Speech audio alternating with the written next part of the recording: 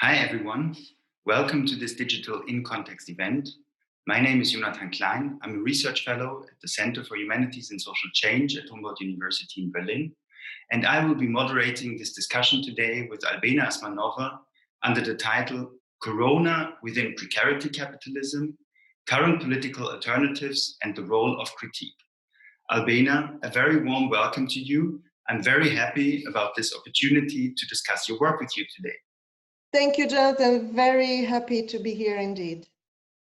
Albena Azmanova is reader of political and social thought at Kent University in Brussels, and she is the author of Capitalism on Edge, How Fighting Precarity Can Achieve Radical Change Without Crisis or Utopia, which came out this year, 2020, with Columbia University Press.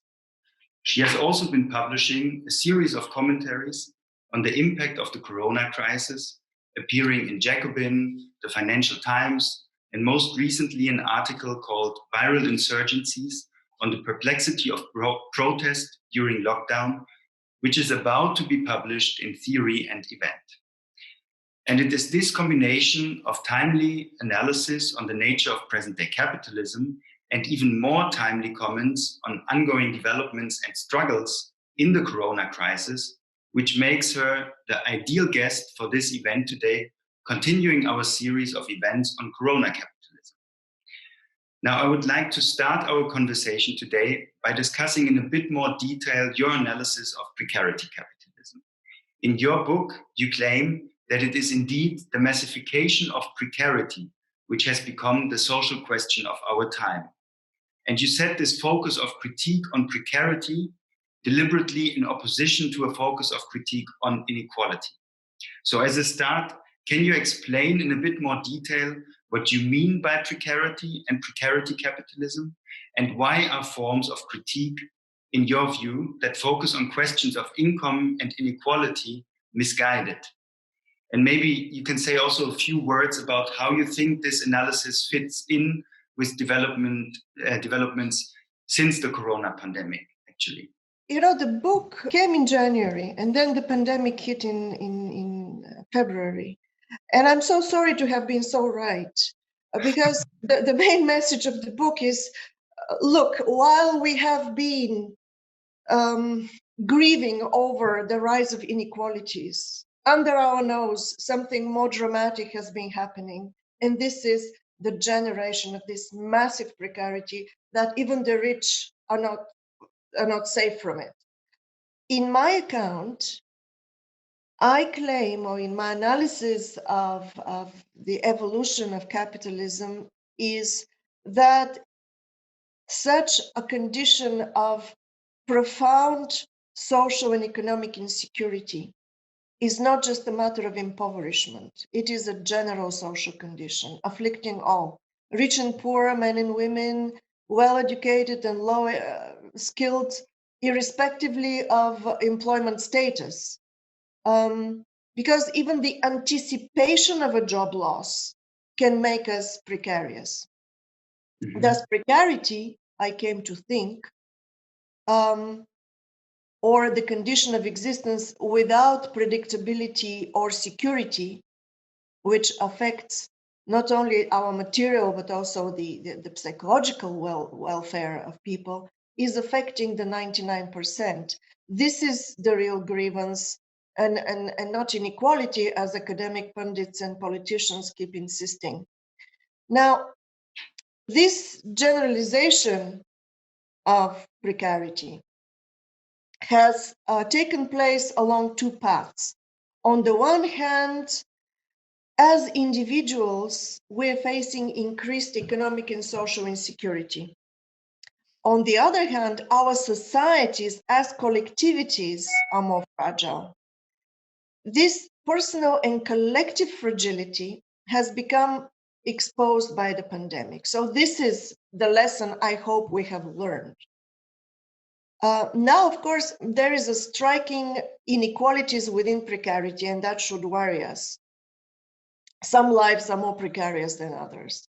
It is important to acknowledge that the underlying social dynamic is that of generalized precarization.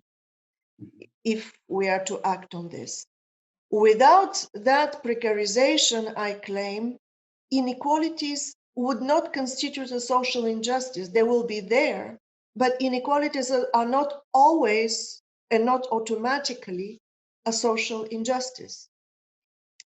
Right. So this obsession with inequality, which has been kind of flagged out as the big injustice of our times, I took in my book to be a symptom that something else is wrong. So I asked, under what circumstances inequality actually becomes a social grievance, a social injustice?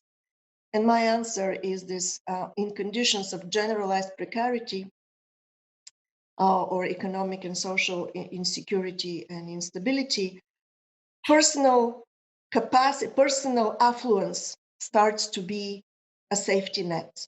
When the public authority doesn't provide a safety net, then how much income we have becomes extremely important. At the same time, however, let's remember that no matter how equal we make our societies, no single person or a group, a class, can be sufficiently affluent to secure for themselves a robust public safety net or public health system, because this requires enormous investment in education, research, science, training for doctors, equipment for hospitals, etc. So only a massive public investment in those things can provide the security and safety that people need. What I very much like about your analysis is that you analyze capitalism in its historically specific form. Thus, you speak of changes of the modalities of capitalism, and you give an account of the present modality of capitalism. And with regard to this, you claim that neoliberalism destroyed welfare capitalism, but that precarity capitalism, in a sense, has mutated even beyond neoliberalism. Now, can you say a bit more about this historical shifts within capitalism? And why and in what sense is precarity a specific feature of this present modality of capitalism? Hasn't neoliberalism, for example, also already been very much about growing socio-economic insecurity and thus precarity? Right. So I think of those. I go in the book. I go over a continuum of 4 types of capitalism. So first we have the entrepreneurial modality of the 19th century that broke down around in the beginning of the 20th century and was gradually replaced by the welfare or organized capitalism. Then we have that lasting up until the 80s and was replaced by a neoliberal capitalism. And then I claim that since about the turn of the end of the 20th century, early 21st century, neoliberal capitalism has transformed itself into a new form. Well, these are iterations of the same social and economic order, capitalism. So they're not very, very deep breaks between them. And I will clarify the peculiar features of precarity capitalism in distinction to the previous form. But first, let me indeed acknowledge what you just said, that insecurity is endemic to capitalism. I was a little bit at a loss how to name this new format of capitalism. And in previous writing, I had called it in my first publication about it in 2010 in Constellations, I called it reorganized capitalism, because the state is actively reorganizing the economy. Later, I called it, how did I call it? Aggregative capitalism, on account of the state's prioritization or the state's function of actively supporting not just industries as during the welfare type of capitalism, but specific companies. Rather than having an industrial policy, it helps specific economic actors that have a competitive advantage in the global economy. Mm-hmm. Then a friend advised me to call it precarity capitalism, exactly to stress. Amy Allen actually advised me to use that term in order to stress my great finding that it is that the precarity is afflicting not simply the working classes, not simply the poor, but really has become a state of being for the 99%. So indeed, insecurity is endemic to capitalism. No two ways about that. It is part of modern life, and it is, more importantly, part of the logic of profit making. You cannot make profit without risk, without investing, without owning property that you can lose without if you're not competing successfully. So there is always insecurity in the game of capitalism. But the correlation between risk and opportunity has been also very important for capitalism until recently.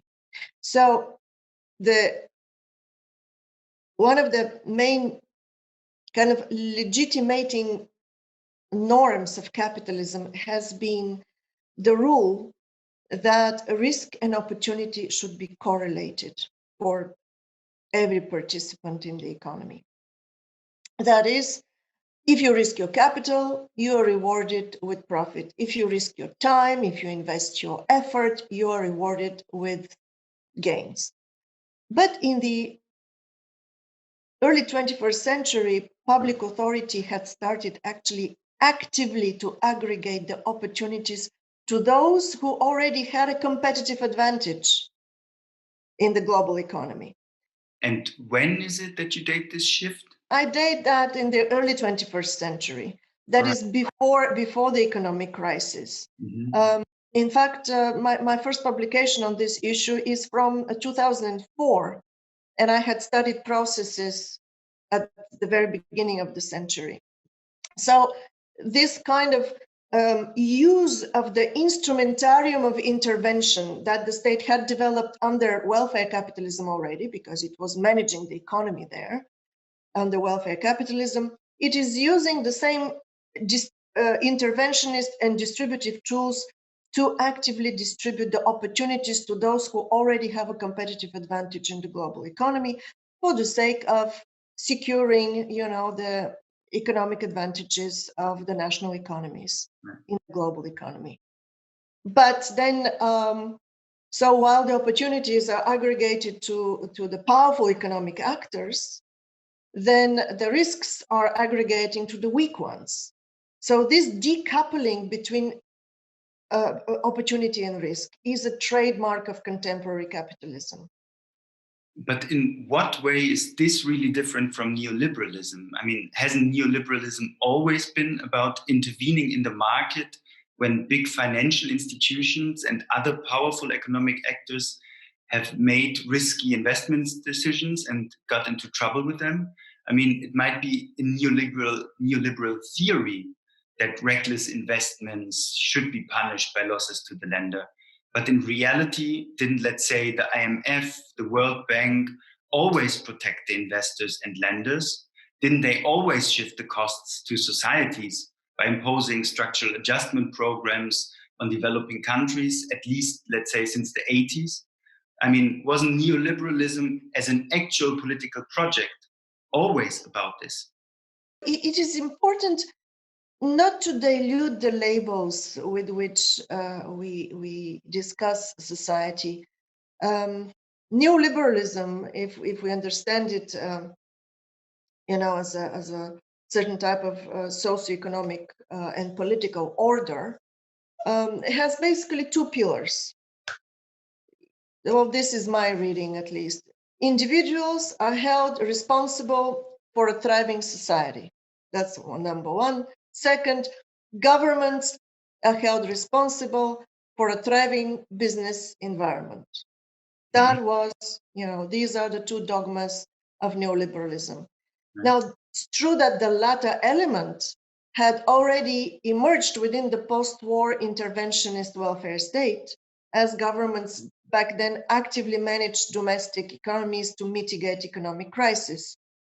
So in the 3 post-war decades, this was done through an active stimulation of production and consumption at the cost of irreparable ecological damage. So let us not glorify the welfare state. In the 1980s, in order to deliver on their commitment to increased material prosperity, governments in the West across the left-right divide embarked on what became known as the third wave of globalization. So this is the switch. The pursuit of economies of scale via global economic integration, which provided indeed lucrative market access, thereby rapidly increasing return on investment. That was the plan, and this became a policy priority.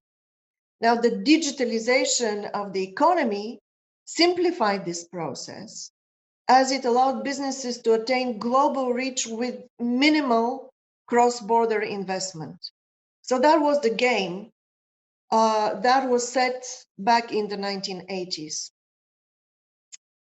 However, the inauguration of this globally integrated capitalism imposed a new policy priority, that of maintaining not just competition, because the neoliberal state was committed to competition, but to maintaining competitiveness of national economies in the global market, where capitalist economies were competing not only among themselves, but also with the autocratic capitalism of the likes of China, who maintained, at least initially, their competitive advantage by suppressed domestic consumption and depressed wages, as well by foregoing compliance with environmental regulation.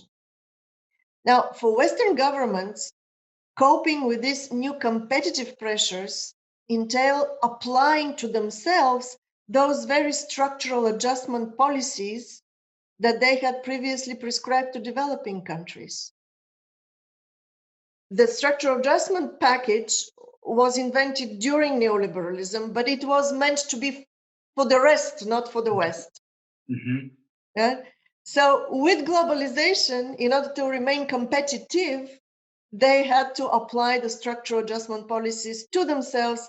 And this, I claim, actually is the switch from the neoliberal form to the precarity form that is based on active intervention in the economy to help specific economic actors that ensure the national competitiveness, not competition, competitiveness in the global economy. Before the financial crisis, this kind of policy secured prosperity.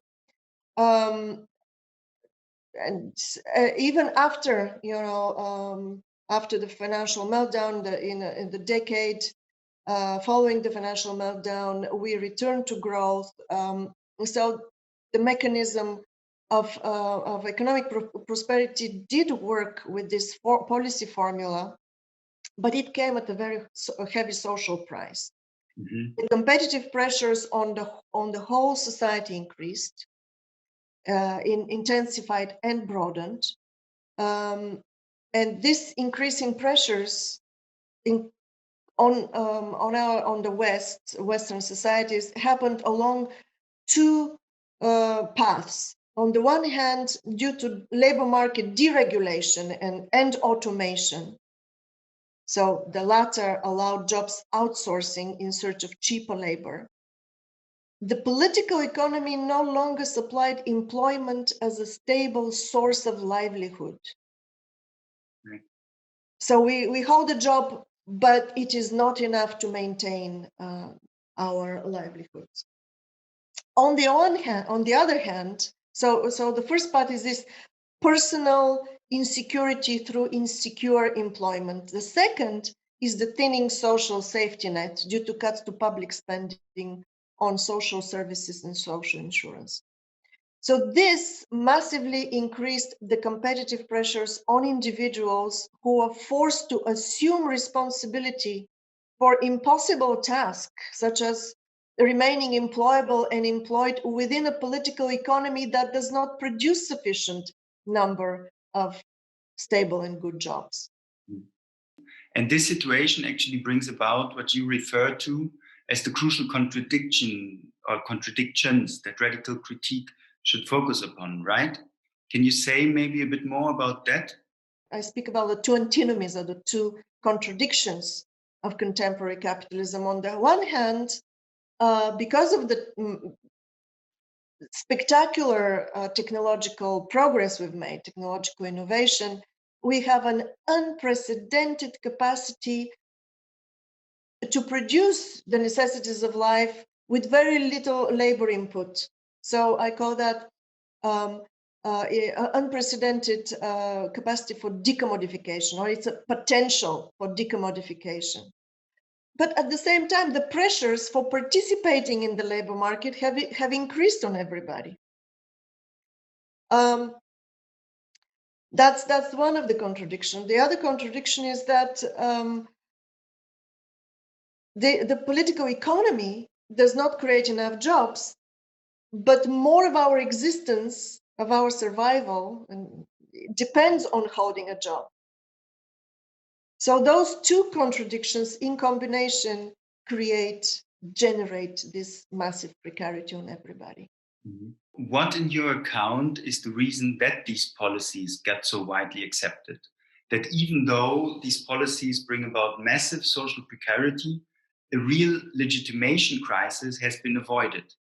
Is this merely a matter of false perception on behalf of societies? I consider myself a Marxist, but I do not subscribe easily to the false consciousness explanations. I'm more inclined to look for the structural drivers of this common sense. Right. And in the new context, there's an unprecedented capital-labor alliance in favor of capitalism, in fact. Now, why is this the case? Our times are marked by proliferation of forms of ownership and of job tenure. So in the context in which Marx wrote, it was a very clear divide between private ownership of the means of production and then wage labor that is engaged to create profit just with human labor. But this is no longer the case. So to take the most striking example, even through our pension funds, we are owners of capital. That has created a very strong alliance, very deep interest, vested interest of the working classes into the smooth operation of capitalism. So when we have our pension funds invested in the stock exchange, we want that stock exchange to do well. But that also means that solutions such as, involving workers in the boards of companies would not solve that problem, because it would only strengthen the capital-labor alliance. Okay, so if I understand you correctly, you suggest that there are structural reasons underlying this strong capital-labor alliance, and they cannot be ignored when thinking about political solutions to our present problems. That is the real challenge of our times, that very strong capital-labor alliance that is actually deepening. The more we involve workers in the operation of capitalism, the more we turn workers into capitalists, the less chance we have to oppose that logic. But when you have been writing about the alternatives ahead, you have alluded to the possibility that something like a Green New Deal could be a way out of this. And you have been writing that, well, actually the choices that we are facing are as different as were the New Deal and fascism before World War II, of course. But for the current situation, you speak about the choice between the Green New Deal or disaster capitalism. Could you say a bit more about how to understand analytically the difference between the two, especially with regard to the role state economic policy plays? That's right. You're referring to a piece the U.S. economist James Galbraith and I wrote recently for the Journal of the Progressive International. But now that you're reminding me of that the economy, actually, I want to rephrase that. I think currently we are facing a triple choice, not double choice. We are facing a triple choice: the disaster capitalism that brought us here, the Green New Deal, or, and there's more and more pressures for that, a return to the formula of the inclusive prosperity of the welfare state. And I think this is also a very bad idea, because it is that this inclusive prosperity which not only destroyed the environment through the policies of boosting consumption and production, but also created a certain idea of social justice as an entitlement to be middle class and increasingly prosperous. Social justice started to be understood in consumerist terms at that time. So there is this tendency to glorify the welfare state and this nostalgic longing for the welfare state and an attempt to return to this nowadays. So disaster capitalism and the return to welfare capitalism are two very bad ideas. The Green New Deal is an alternative. Now, what is the difference, you ask me, analytically among those models? This is how society provides for its material needs. Analytically, it's about that.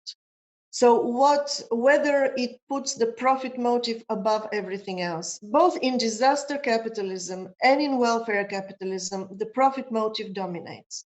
The Green New Deal would only be possible if we abandon the commitment to growth. I'm not saying that we abandon growth, but that we abandon the policy commitment to growth, as we abandon the policy commitment to the profit motive. Now, there is a slight difference, but important difference that I will try to explain. There is a difference between the generation of profit when you are operating your economic activity wisely and smartly, and motivating your economic activity through profit. So Marx speaks of the profit motive, and that's important to retain. Our economic activity, if we're not wasting resources, might create profit, might create growth, but our policy, what policy should not be motivated by commitments to growth and to the pursuit of profit. This is the very, this is the switch to the Green New Deal. You have been referring to the profit motive as a policy commitment, but is this really a political choice for capitalist states whether to conform to this profit motive or not? I mean, is it not rather a structural feature of any capitalist economy that the profit motive will have to be upheld, or otherwise this way of production wouldn't work? And in particular, when considering the pressures of the world market. I mean, also the various capitals are in competition among each other, and you need to guarantee a standard of productivity, a competitive rate of profit. Otherwise, capital will be withdrawn. You will not be able to sell your goods, and eventually you will stop being a capitalist. So isn't the dominance of the profit motive rather a structural feature of capitalism and not so much a political choice that states would be facing?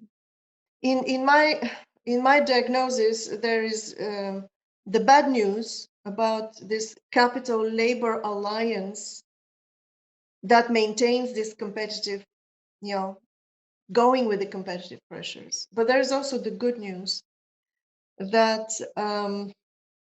this kind of life is alienating not just the most precarious, the most hit by precarious, the working classes, the marginal, the socially marginal, those who are struggling, but also the winners, because they're socialized to want a different type of life, to value the life of leisure, of culture, of family life. So the winners in this game of competitive production of profit are paying also too much of a higher price for being winners. And I claim that we're in an unprecedented point in history when even the winners of the game start to hate the game. So on the one hand, yes, we have the Capital Labor Alliance in favor of capitalism, but on the other hand, the social consequences of maintaining the game going are so nefarious for also the winners that we have an opportunity here for a very broad-based mobilization against capitalism. Right. And this is what I call, subverting capitalism from within. So the role of critique would be to question the available language, the available categories in which we have created the habits of critique. So far, I have found that critique has been trapped in a certain language of emancipation that has steered away from the systemic level and has been too much focused on inequality and exclusion, which is the relational level, and on structural enablers such as private property, that means private ownership, that means production, forms of ownership.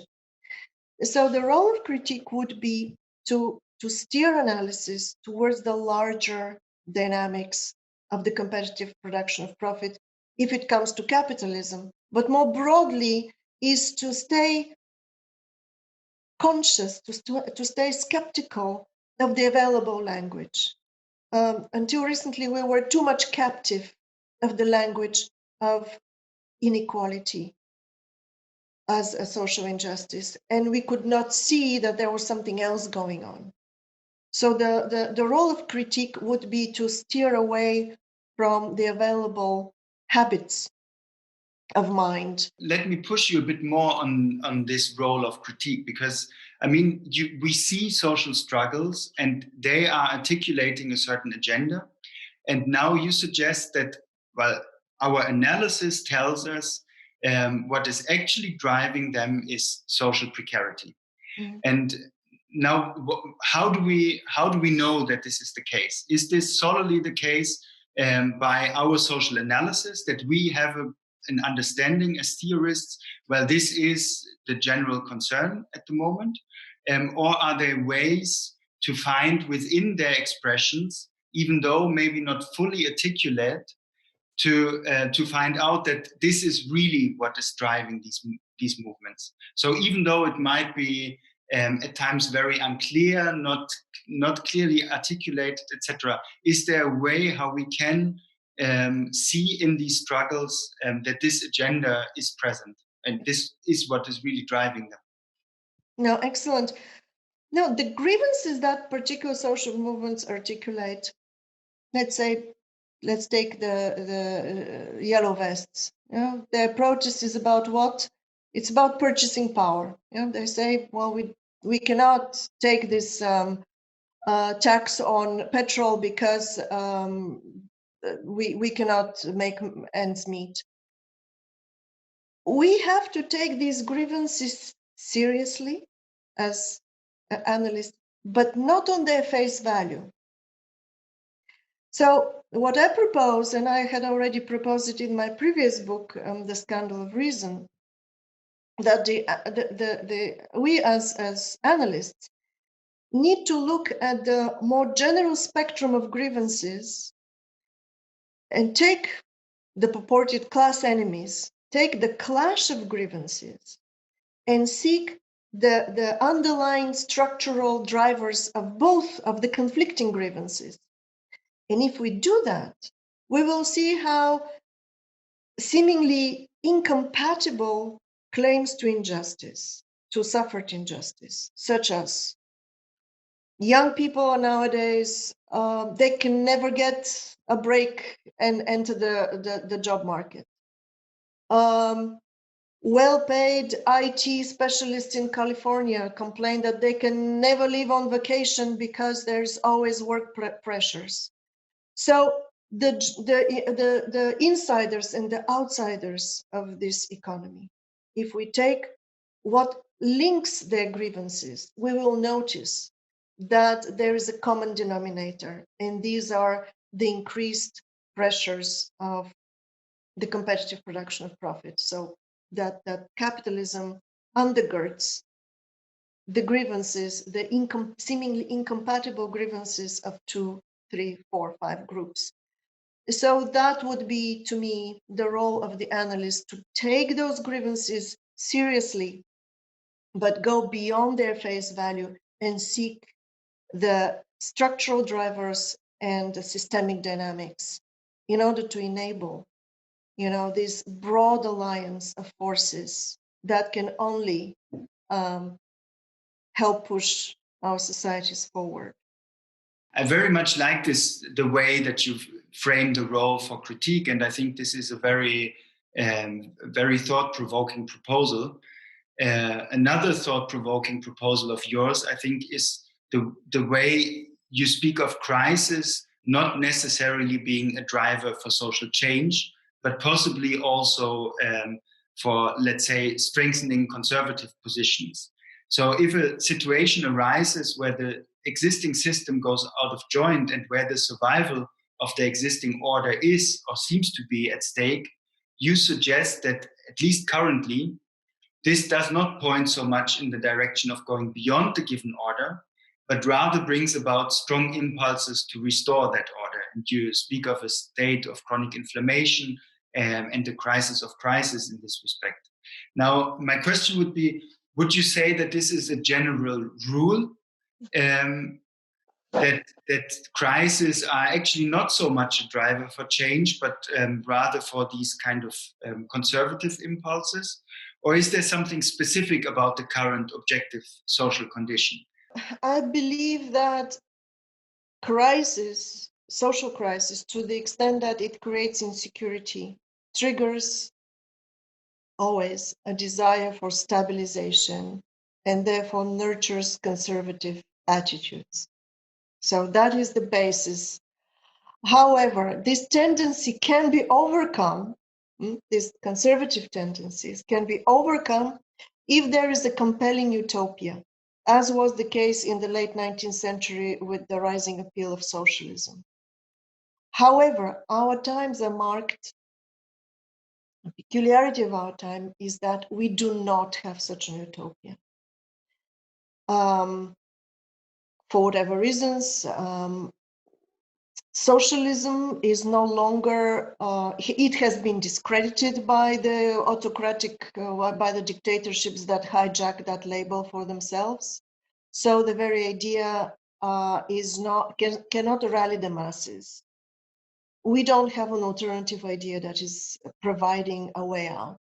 So this combination between the fundamental innate desire of people to stabilize themselves in a context of crisis and the lack of utopia to show the way out that marks our times is that combination that deepens those conservative instincts.